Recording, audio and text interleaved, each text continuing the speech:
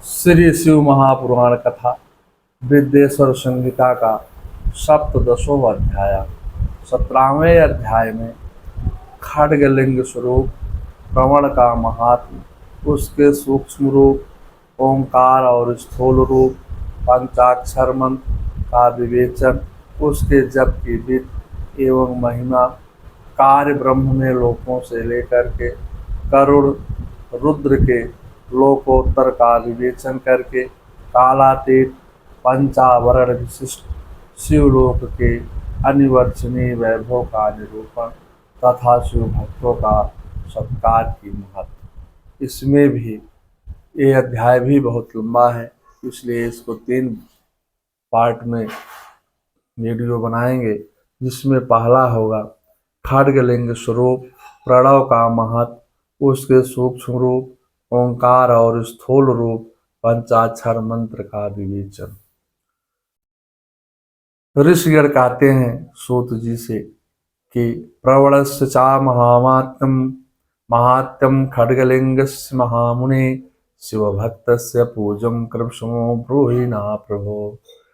ऋषिगण कहते हैं, हे महामुनि, हे प्रभु, आप हमारे लिए क्रमशः खड्गलिंग स्वरूप प्रणव का महात्म तथा शिव भक्त के पूजन की विधि बताइए। सूत जी कहते हैं, हे महर्षियों, आप लोग तपस्या के करके बहुत महान कार्य किए हैं और जो उसका फल है आप लोगों को मिल रहा है। आपने यह बड़ा सुंदर प्रश्न हमारे सामने किया है, इसका ठीक ठीक उत्तर देना, लेकिन इसमें जो है इसका ठीक ठीक से उत्तर देना महादेव जी ही जानते हैं। हम इसके अलावा दूसरा कोई नहीं जानता है। फिर भी अगर आप सब की जानने की इच्छा ही है तो भगवान शिव की कृपा से ही मैं इस विषय में जो कुछ भी जानता हूँ, भगवान शिव की कृपा से ही, आज्ञा से ही मैं आप सबके सामने उसका वर्णन करूँगा। हे भगवान, वह भगवान शिव हमारी और आप लोगों की रक्षा करे, महान भार बारंबार स्वयं ही ग्रहण करें। प्रोहे प्रकृति जनस्य संसारस्य महोदधे नवम नावान्वितम प्रणम वै विधुर्वा। प्राणाम है और प्रकृति से उत्पन्न संसार रूपी महासागर का प्रणव, इसे पार करने के लिए दूसरी नाव है। नव जो है नाव है, इसलिए विद्वान इस ओंकार को प्रणव की संज्ञा देते हैं। ओंकार अपने जप करने वाले साधकों से कहता है प्रपंचो नायस्तिम वो युष्माकं प्रवणं विदु प्राकर्षण नासे साध्यम मोक्षम व प्रणम विदु। प्रपंच ना नहीं है, वह तुम लोगों के लिए इस भाव को लेकर भी ज्ञानी पुरुष ओम को प्रणव नाम से ही जानते हैं। इसका दूसरा भाव यह है प्राप्रकर्षण ना नयेत यह युष्मान मोक्षम इति वा प्रणव। अर्थात तुम सब उपासकों को बलपूर्वक मोक्ष तक पहुंचा देगा। इस अभिप्राय से भी इसे ऋषिगण मुनि प्रणव कहते हैं। अपना जप करने वाले योगियों के तथा अपने मंत्र की पूजा करने वाले उपासक के समस्त कर्मों का नाश करके यह दिव्य नूतन ज्ञान देता है, इसलिए भी इसका नाम प्रणव है। उन माया रहित महेश्वर ही नव अर्थात नूतन कहते हैं। वह परमात्मा प्रकृष्ट रूप से नव शुद्ध स्वरूप है, इसलिए प्रणव कहलाते हैं। प्रणव साधक को तत्व अर्थात नवीन स्वरूप कर देता है। इसलिए भी विद्वान पुरुष उसे प्रणव कहते हैं। प्रकृष्ट रूप से नव दिव्य परमात्म ज्ञान प्रकट करता है, इसलिए वह प्रणव कहलाता है।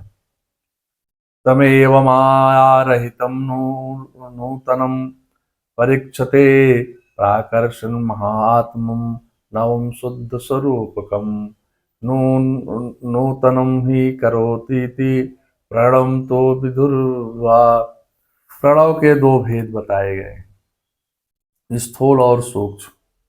एक अक्षर जो ओम है, दूसरा जो प्रणव जानना चाहिए नमः शिवाय। इस 5 अक्षर वाले मंत्र को स्थूल प्रणव समझना चाहिए। जिसमें 5 अक्षर व्यक्त नहीं है वह सूक्ष्म है, जिसमें 5 अक्षर सुस्पष्ट रूप से व्यक्त है वह स्थूल है। जीवन मुक्त पुरुष के लिए सूक्ष्म प्रणव के जप का विधान है। जीवन मुक्तम सूक्ष्म ही सर्वसारम हितस्य मंत्रे अर्थम अनुसंधानम स्वादे बिलावदे स्वादे हम गालिते पूर्णम शिवम प्राप्नोत निश्चया।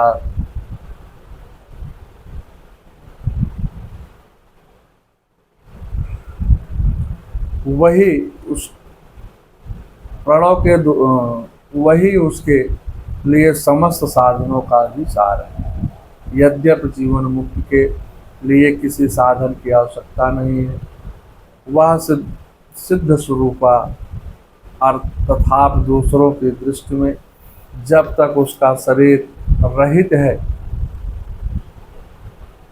तब तक उसे प्रणव जप की सहस्र साधना स्वतः होती रहती है। वह अपनी देह का विलय होने तक सूक्ष्म प्रणव मंत्र का जप और उसके अर्थभूत परमात्मा तत्व का अनुसंधान करता है। जब शरीर नष्ट हो जाता है तब वह पूर्ण स्वरूप शिव को प्राप्त कर लेता है, यह सुनिश्चित है। जो केवल मंत्र का जप करता है उसे निश्चय ही योग की प्राप्ति होती है। जिसने 36 करोड़ मंत्र का जप कर लिया हो उसे अवश्य ही योग प्राप्त हो जाता है। सूक्ष्म प्रणव के हर्ष और दीर्घ के भेद से 2 रूप हैं।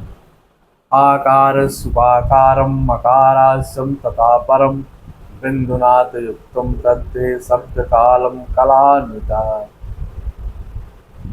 आकार उकार मकार बिंदुनाथ शब्द काल और कला, इनसे युक्त जो प्रणव है उसे दीर्घ प्रणव कहते हैं। वह योगियों के ही हृदय में होता है। मकारांत प्रयत्न जो ओम है वह आ ई मा इन तत्वों से युक्त है। इसी को हर्ष प्रणव कहते हैं। हर्ष माने दीर्घ। आ शिव है, उ शक्ति है, मकार इन दोनों का एकता है माने जोड़ने का बंधन है। वह तृप्त रूप है। ऐसा समझ करके हर्ष प्रणव का जप करना चाहिए। शिवम शक्ते स्तोरोक्तम मकारम तो त्रिकात्मकम हर्षमेव ही जपकम अस्या सर्व पाप क्षय श्राम। जो अपने समस्त पापों का क्षय करना चाहते हैं उनके लिए इस हर्ष प्रणव का जप करना बहुत आवश्यक है। पृथ्वी जल तेज वायु और आकाश के 5 भूत तथा शब्द स्पर्श आदि इनके 5 विषय हैं। ये सब मिलकर के 10 वस्तुएं मनुष्यों के कामना के विषय हैं। इसी आशा मन में लेकर के जो कर्मों के अनुष्ठान संलग्न होते हैं वह 10 प्रकार के पुरुष प्रवृत्ति और प्रवृत्ति मार्गी कहलाते हैं। तथा जो निष्काम भाव से शास्त्र विहित कर्मों का अनुष्ठान करते हैं वह निवृत्त तथा निवृत्त मार्गी कहे जाते हैं।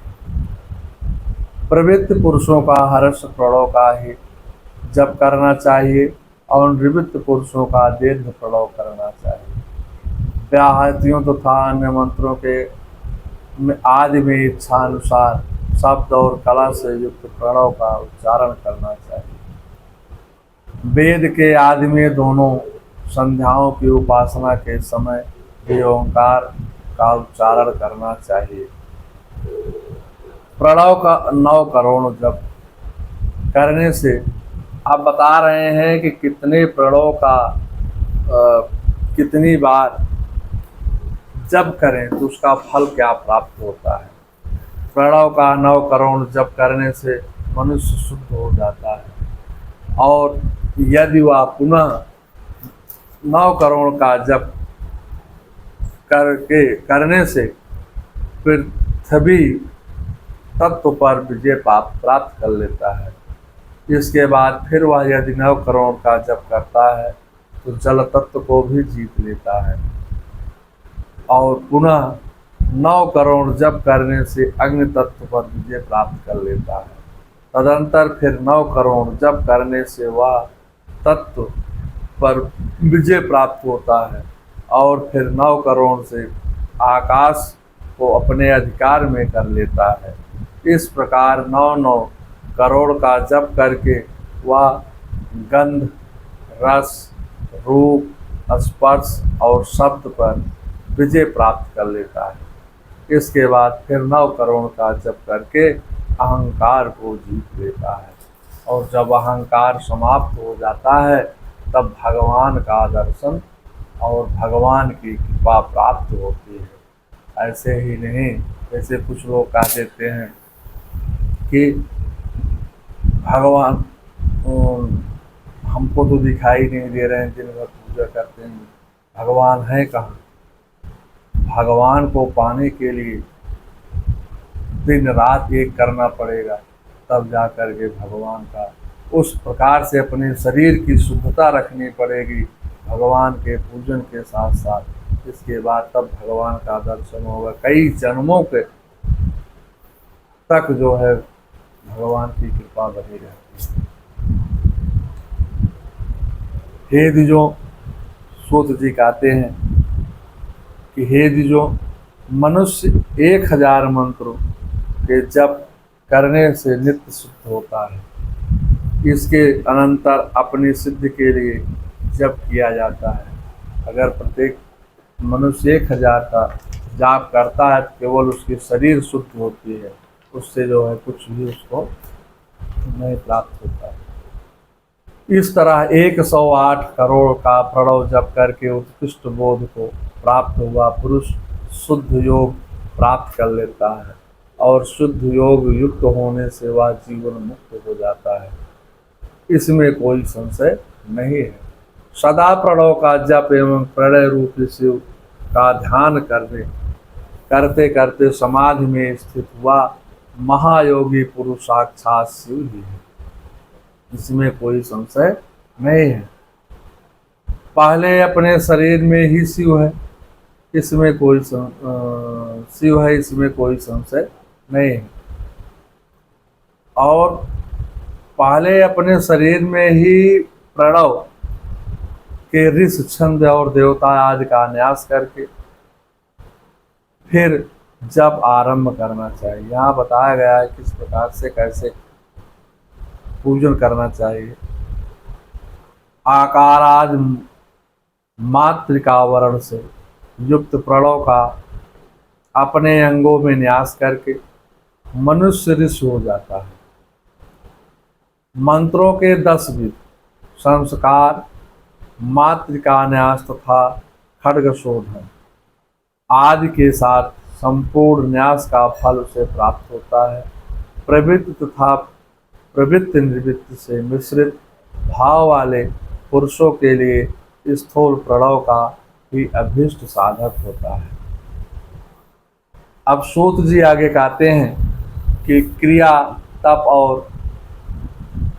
और जप के योग से शिव योगी 3 प्रकार के होते हैं। क्रिया योगी, तपोयोगी और जप योगी। जो धन आदि वैभव से पूजा सामग्री संचय करके हाथ आदि अंगों से नमस्कार क्रिया करते हुए इष्ट देव की पूजा में लगे रहते हैं, वह क्रिया योगी कहलाते हैं। पूजा में संलग्न रह करके जो परिमित भोजन करता हुआ बाह्य इंद्रियों को जीत करके वश में किए हुए रहता है और मन को भी वश में करके परद्रोह आदि से दूर रहता है, वह तपो योगी कहलाता है। इन सभी सद्गुणों से युक्त होकर के जो सदा शुद्ध भाव से रहता है, वह समस्त काम आदि दोषों से रहित हो, शांत चित्त वाला हो, निरंतर भगवान का जप किया करता है, उसे महात्मा पुरुष जप योगी मानते हैं। जो मनुष्य 16 प्रकार के उपचारों को श्री योगी महात्माओं की पूजा करते हैं, वह शुद्ध होकर के सालोक आदि क्रम से उपरोक्त उत्कृष्ट मुक्ति को प्राप्त कर लेता है। उपचारे कोडिशं पूज्यां सुयोगिनं सालोक्यम् आदिक्रमेण शुद्धो मुक्ति लभे नरा। मंगलम भगवान विष्णु मंगलम गरुड़ाध्वजा मंगलम पुंडरीकाक्षाय मंगलाय तनोहरे।